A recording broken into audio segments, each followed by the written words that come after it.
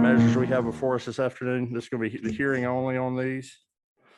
We do have a quorum online. It doesn't look like we do in person, but I'll go ahead and call the meeting of the House Higher Education Committee to order. Senator Tippins.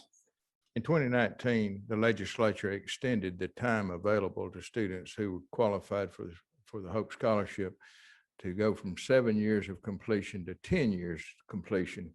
But what it did was leave in limbo those students who graduated between 2011 and 2018,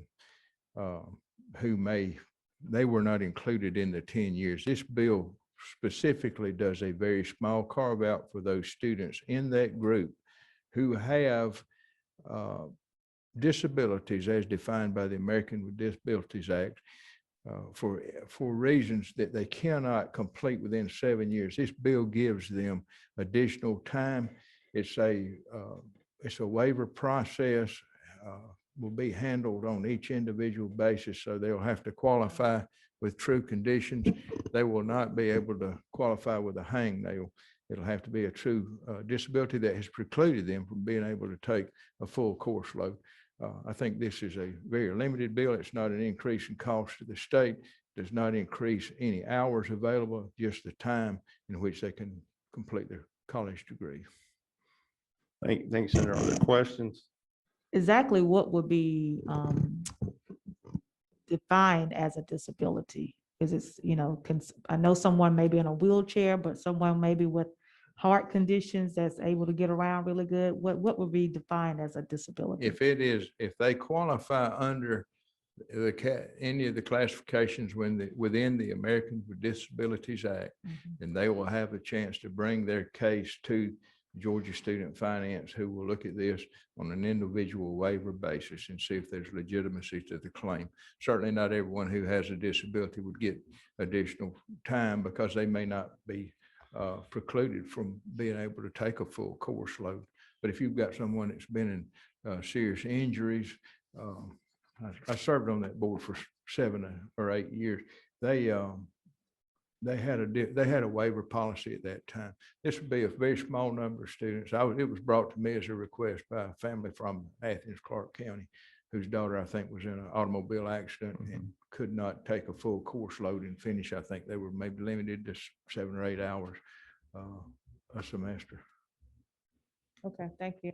Yeah, sir, that's a great point you make here, because the assumption is here that somebody that qualifies under the American Disability Act, this doesn't mean to say that they can't go to school and do it just like everybody else can. For those that think we're somehow saying folks with a disability aren't capable of doing it, but there are certain disabilities acquired in the specific case that you made with an injury that happened during those 7 years that limited to their course load. So this is in no way, shape, or form meant toward any kind of detrimental thought or of any nature toward somebody that qualifies under the Americans with Disability Act. But in specific cases, there are examples, and we do not want to leave this individual short of a scholarship, a Hope Scholarship that was earned and should be able to be used.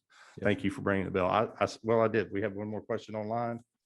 Dr. Clark, Representative Clark. Thank you, Mr. Chair, and thank you, Senator, for bringing the bill. I just wanted to clarify, and my question is probably similar to my friend Representative Bentley's question. Would this also cover students whose disability may not be a physical disability? And will it cover students who might be suffering from what the ADA covers under mental disabilities, but they are in school, but they might need a little bit more time? The bill is drafted specifically for those disabilities as defined by the American Disabilities Act.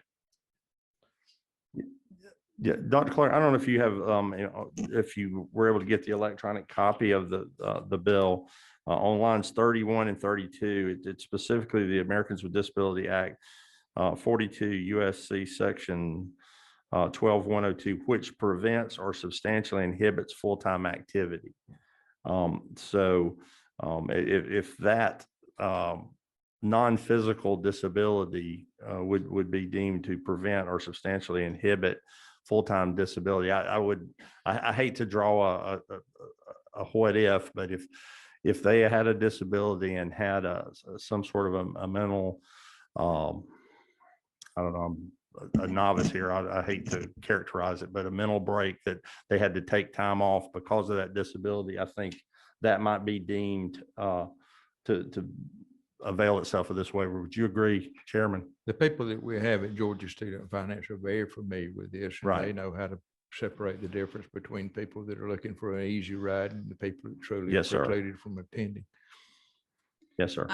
And thank you, Mr. Chair, for that clarification. I just was asking because I know that some of the mental impairments that are covered by the ADA include things like depression and bipolar disorder, which are things that could potentially require a little bit more time for students to go through class. I just wanted to know if the bill would cover those students as well. And unfortunately, I do not have an electronic copy. It would not open in my calendar invite for some reason. So, but thank you for pointing that out.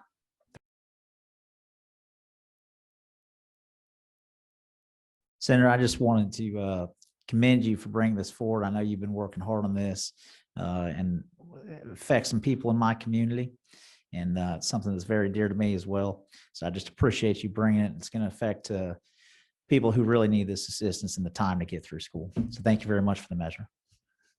I'm so appreciative of those comments. I would appreciate you carrying the bill in the House. I'd be honored. Thank you, sir.